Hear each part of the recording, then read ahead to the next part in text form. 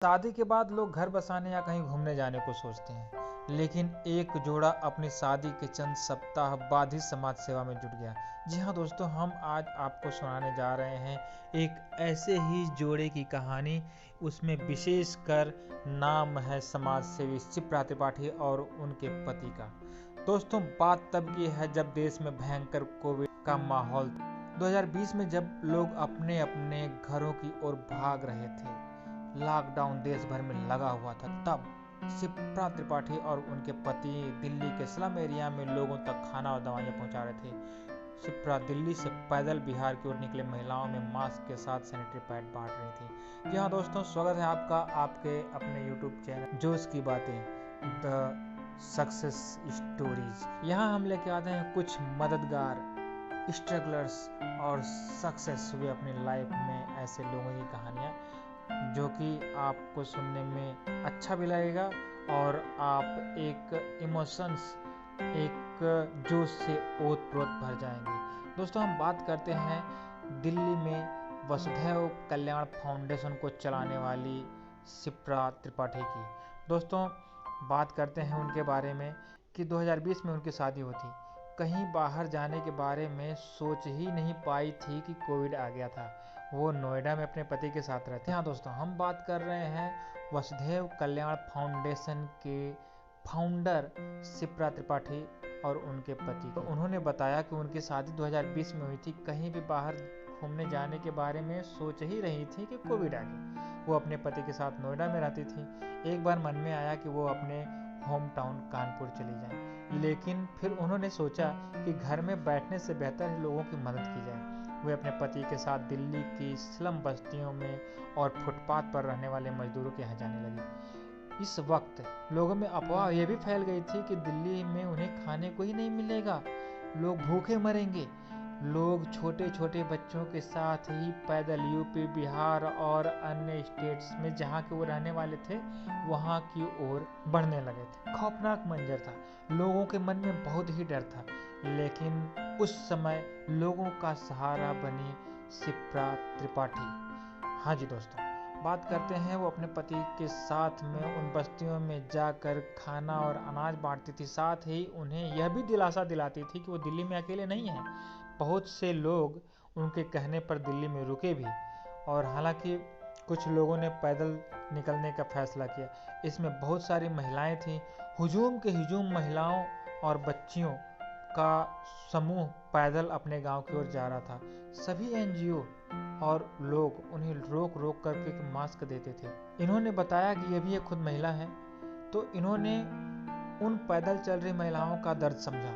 कई सप्ताह के सफर के बाद बीच में महिलाओं को जो पीरियड्स वाली दिक्कत थी उसके बारे में इन्होंने विचार किया और महिलाओं और लड़कियों को सैनिटरी पैड भी बांटना शुरू किया। दोस्तों, जी हाँ, बात करते हैं इनके जन्म का, तो जन्म इनका एक लोअर मिडिल क्लास फैमिली में हुआ था। पिताजी इनके बनारस में संस्कृत के प्राध्यापक थे। फैमिली में पढ़ाई लिखाई का माहौल था। बनारस और जहाँ जहाँ पिताजी संस्कृत पढ़ाने गए वहाँ वहाँ इनकी बेसिक एजुकेशन हुई। पिताजी खुद संस्कृत पढ़ाते थे, लेकिन इन बच्चों को उन्होंने संस्कृत के साथ इंग्लिश सब्जेक्ट को भी पढ़ाया। इन्होंने दिल्ली यूनिवर्सिटी के किरोड़ीमल कॉलेज से बीएससी की।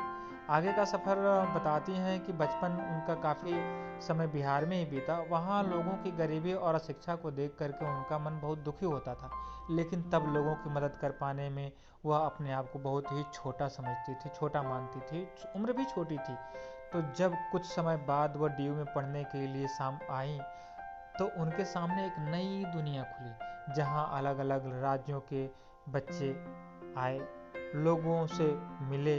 उनसे मिलने के बाद में उन्हें ये समझ में आया कि दुनिया कितनी अच्छी है और लोग कितने हेल्पफुल हो सकते हैं, लोगों की मदद कैसे की जा सकती है। लेकिन उनके सामने सवाल था कि लोगों तक कैसे पहुंचा जाए।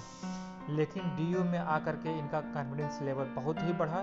तब इन्होंने जा करके समाज के अनप्रिविलेज्ड लोगों के लिए कुछ करने का ठाना, लेकिन तब उनके पास ना तो पैसे थे और ना ही लोग, इसलिए सपना केवल सपना ही बना रहा। चलकर जब इन्होंने वसुधैव कल्याण फाउंडेशन 2019 में शुरू किया, तब यह फाउंडेशन बाकी से अलग था, क्योंकि यह किसी से फंड लेते नहीं थे। कईयों ने इनको फंड ऑफर देने का ऑफर किया, लेकिन इन्होंने बताया कि कोई ज़रूरत ही नहीं थी मुझे इसकी। तो वो आगे बताती हैं कि वो लोगों से कहती थी कि आप सीधे हमारे पास कंबल, दवाइयाँ, सेंट्री पैड और अनाज दीजिए, हम उन्हें ज़रूरतमंदों के तक पहुंचाएंगे। यही हमारा काम होगा और यही हमारी सेवा। इस सोसाइटी में दो तबके हैं, जैसा कि दोस्तों हम जानते हैं। एक तबका वो है जिसके पास सब कुछ होता है जीवन जीने के लिए, और दूसरा तबका ऐसा भी होता है जिसके पास कुछ नहीं होता। वसुधैव कल्याण फाउंडेशन इन दोनों तबकों के बीच में एक सेतु का काम करता है। ये समाज से लेकर समाज को ही देती थी। अभी कुछ ही दिनों पहले की बात है, जब उनके पति कार से आ रहे थे तो बताती हैं कि रास्ते में कुछ लोग फुटपाथ पर सोए हुए थे। उन्हें देख करके इनका मन बहुत ही दुखी हुआ, इन्हें बहुत बुरा लगा। अगले ही दिन इन्होंने कुछ कंबलों का इंतजाम किया और उस इलाके में ले जाकर के बांटा।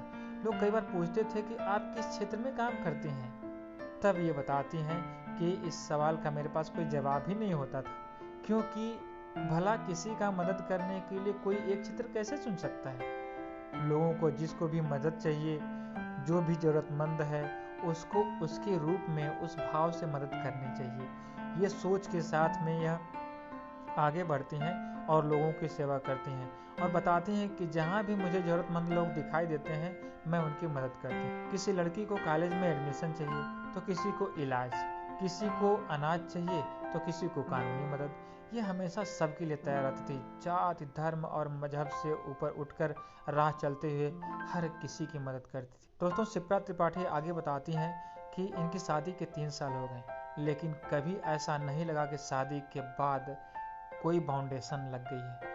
इनके पति का हर काम में हर समय साथ मिलता रहा। कई बार तो इन्होंने बताया कि ऐसा लगता था कि शादी के बाद मुझे लोगों की मदद करने के लिए एक साथी और मिल गया।